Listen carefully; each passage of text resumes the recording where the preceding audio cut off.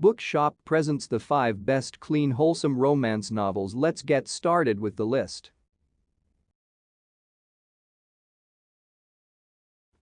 Starting of our list at number 5. Send Down the Rain. In Send Down the Rain, Charles Martin proves himself to be a storyteller of great wisdom and compassion who bears witness to the dreams we cherish, the struggles we face, and the strengths we must summon when life seems to threaten what we hold most dear. At number 4. Glory Road. At 38, garden shop owner Jessie McBride thinks her chances for romance are years behind her, and, after her failed marriage, she's fine with that. She lives contentedly with her fiery mother and her quiet, headstrong daughter. But the unexpected arrival of 2 men on Glory Road make her question if she's really happy with the status quo. Handsome wealthy Sumner Tate asks her to arrange flowers for his daughter's wedding, and Jessie finds herself drawn to his continued attention. And Ben Bradley, her lingering what could have been from high school days, who's known her better than anyone and whom she hasn't seen in years, moves back to the red dirt road. Jessie finds her heart being pulled in directions she never expected. Meanwhile, Jessie's 14-year-old daughter, Evan, is approaching the start of high school and trying to navigate a new world of identity and emotions, particularly as they relate to the cute new guy who's moved in just down the road. At the same time, Jessie's mother, Gus, increasingly finds herself forgetful and faces a potentially frightening future. For these 3 strong Southern women, the roots they've planted on Glory Road will give life to the adventures waiting just around the curve. At number 3. The Summer House. Callie Weaver and her best friend Olivia Dixon have finally done it, put their life savings into the beach house they admired through childhood summers on the dazzling white sand of North Carolina's Outer Banks.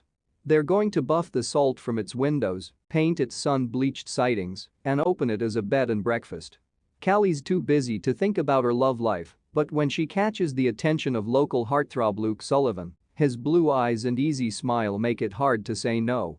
He's heir to his father's real estate empire, and the papers say he's just another playboy.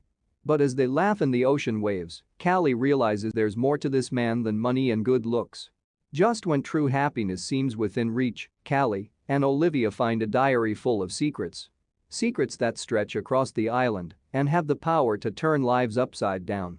As Callie reads, she unravels a mystery that makes her heart drop through the floor. At number 2. The Printed Letter Bookshop. One of Madeline Cullen's happiest childhood memories is of working with her Aunt Maddie in the quaint and cozy Printed Letter Bookshop. But by the time Madeline inherits the shop nearly 20 years later, family troubles and her own bitter losses have hardened Madeline's heart toward her once treasured aunt and the now struggling bookshop left in her care. While Madeline intends to sell the shop as quickly as possible, the Printed Letter's 2 employees have other ideas. Reeling from a recent divorce, Janet finds sanctuary within the books and within the decadent window displays she creates. Claire, though quieter than the acerbic Janet, feels equally drawn to the daily rhythms of the shop and its loyal clientele, finding a renewed purpose within its walls.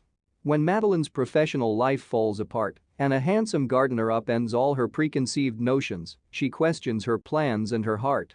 Has she been too quick to dismiss her aunt's beloved shop? And even if she has, the women's best combined efforts may be too little, too late. At number 1. For Once in My Life. 29-year-old Lily Buckley planned to be happily married and in her dream job by now. Instead, she's been single since being left at the altar 3 years ago and works at her local paper, writing about giant vegetables at the village fete and a dog who looks exactly like Chewbacca. Not quite what she was dreaming of. So, when Lily's given the opportunity to write her own column, it's exactly what she's always wanted, except what she has to write about.